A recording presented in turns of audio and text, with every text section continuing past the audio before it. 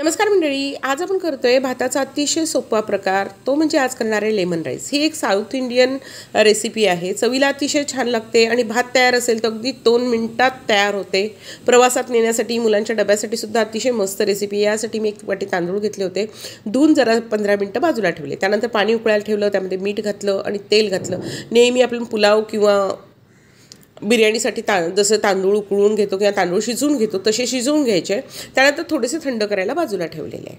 तांदूळ थंड झाले त्यानंतर, कारण गरम तांदूळ परतले तर त्याचा तुकडा पडतो, एका कढईमध्ये 2 ते 3 चमचे तेल घालायचं। तेल गरम झालं की मोहरी घालायची। मोहरी तडतडली की 1 चमचाभर, पोहे खायचा चांगला चमचा भरून आपण चण्याची डाळ घालायची। चण्याची डाळ थोडीशी परतून घ्यायची आणि त्यानंतर उडदाची डाळ घालायची। डाळी घातल्यावर ना गॅसची पॉवर अतिशय मंद असली पाहिजे, जेणेकरून डाळी आतून मस्तपैकी परतल्या जातील, त्याचा एक मस्त अरोमा आपल्या भाताला येईल आणि डाळीचा एक खमंग असा सुगंध येतो रंग बदलायच्या आधी।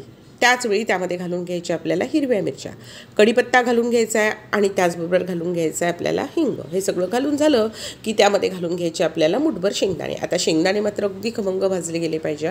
शेंगदाण्याची साल तडकते, रंग बदलतो आणि एक अरोमा पण येतो, तोपर्यंत शेंगदाणे भाजून घ्यायचे। शेंगदाण्यामध्ये जरासुद्धा कच्चं पण राहायला नको। शेंगदाणे व्यवस्थित परतले गेले की त्यामध्ये काजू घालायचे। तुमच्या आवडीनुसार कमी जास्त कसेही काजू घालू शकतात। काजू परतून झाले की लगेच आपण त्यामध्ये घालून घ्यायचे सुक्या मिरच्याचे तुकडे। हे सगळ्या शेवटी यासाठी घातले की नाहीतर काय होतात ते जळतात। आणि त्यानंतर अर्धा इंच आलं आपण किसणीवर किसून घेतलं किंवा बारीक चिरून घ्या, ते घातलं। हे सगळं व्यवस्थित परतलं गेलं की हळद घालायची। हळद घातली की त्यामध्ये अर्धी ते पाववाटी पण पाणी घालून घ्यायचं, अगदी थोडंसं घालायचं, पाववाटीपेक्षा जास्त आणि अर्धी वाटीपेक्षा थोडंसं कमी। हे घातलं की लगेच उकळी येते, त्यामुळे काय होतं सगळे मसाले छान एकत्र होतात, फ्लेवर छान एकत्र होतात आणि भातही आपला खूप कोरडा होत नाही। आता हा शिजलेला भात यामध्ये घालायचा आहे आणि हलक्या हाताने परतून घ्यायचं आहे। आणि भात घातल्याबरोबरच लगेच त्यावर एका मोठ्या लिंबाचा रस घातलेला आहे, म्हणजे याला छानपैकी आंबट चव येते आणि आपला लेमन राईस तयार होतो। इवन तुम्ही रात्री राहिलेल्या भाताची सुद्धा ही रेसिपी करू शकता।